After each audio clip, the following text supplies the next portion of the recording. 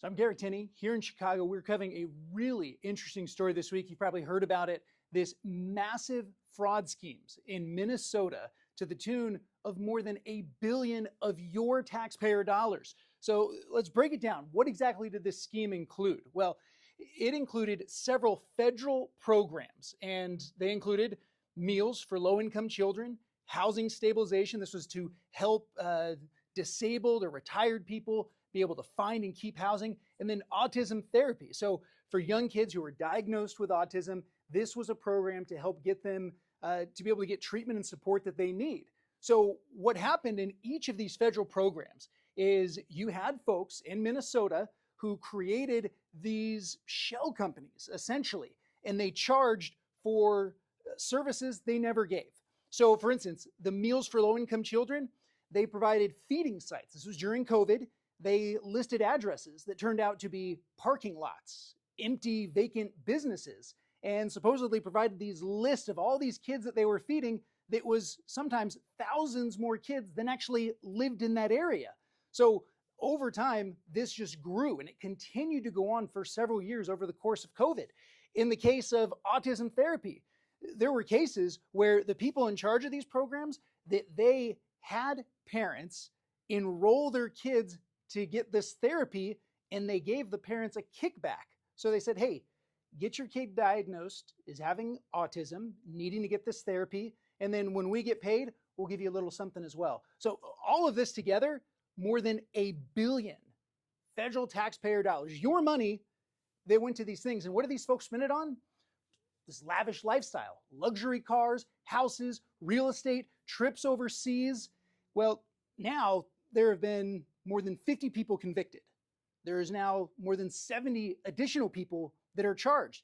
Federal investigations are expanding. Not only is the FBI still investigating, you have the Treasury Department, Small Business Administration, and you now have the House Oversight Committee that is investigating into this. Now, they sent a letter to Governor Tim Walz and to the Attorney General Keith Ellison, and they were concerned about whistleblower reports that they knew of this was happening, and they didn't do anything about it. So they asked them to preserve documents, communications, anything that could be related to these programs. And they wrote to him and they said, they have concerns that you and your administration were fully aware of this fraud and chose not to act for fear of political retribution.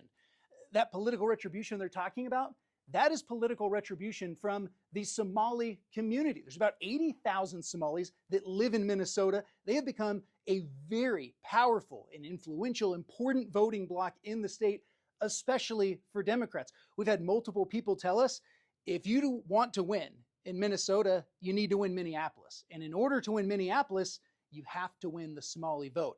So the allegations here is that Tim Walz and the Attorney General knew this was happening, but they didn't want to upset the Somali community and be accused of being racist for looking into this, because out of the 50 plus people that have been convicted, the 70 plus that have been charged, only a handful, I think it's around 8 or so, were not part of the Somali community. So this was rampant there in the community.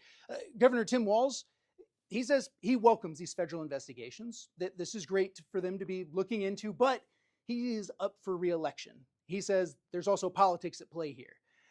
It's really interesting. The state's Attorney General, Keith Ellison, he was asked about this last night. Knowing what you know now, would you do anything differently? And he said, no, we did everything we could, and we've been working with the FBI ever since. So state officials are under fire for, one, allowing this to happen, and then two, how they responded. What's interesting is with all these investigations going on, we've spoken to people who are involved in them, and they say what we've seen so far in terms of this level of fraud, the more than $1 billion in taxpayer dollars that were essentially stolen, this may be just the tip of the iceberg. As these investigations go, we'll find out more about other cases, is what they're expecting. And they say this could go well beyond Minnesota, that other states could be getting investigated as well. So as all of this fraud has been going on, this has been up in the headlines, this has prompted President Trump to really start going after Governor Walz, the state of Minnesota, also the Somali community in Minnesota and across the country. We've heard him say multiple times over the last couple of days, I don't want Somalis here in America. I want them to go back to their country. So a little bit on the numbers of Somalis. There's roughly 1,000 in the US. About 72% of them have become American citizens. And of the 17 to 20,000 or so who are not citizens, you've got about 705 who are here on what's known as temporary protected status, which that allows people from designated countries to live and work here legally. President Trump has said he wants to end that for Somalia as well as 18 other third world countries. So those 705 folks, they could be at risk of having to be sent back. Then you also get people that get legal permanent resident status. There's about 4,500 or so that have that. That's something the president is also looking at trying to reject or get rid of, essentially. And then you've got non-immigrant visas. That's about 2,800 or so folks. And the administration is looking at those visas as well to make sure, one, that they're accurate and that they're valid visas. And two, if they're not, how can we get rid of these people? So this is a debate that's going on. And with that, as the president made these comments, ICE over this weekend started carrying out enforcement operations in the Twin Cities area around Minneapolis, St. Paul, and they are targeting specifically the Somali community and individuals who are here illegally. Now, when we've heard from folks in the Somali community over the last few days, they've said, if that were the case and they were just targeting those who are illegally, that's one thing, that's fine. They say that's not what's happening. That you have ICE agents who are just stopping anyone and everyone on the street, asking them for their ID and asking them questions. They're going door to door as well, looking for specific individuals, but they feel like this is more an act of intimidation and retribution for the acts of just a few bad apples in their community, is how they argue it.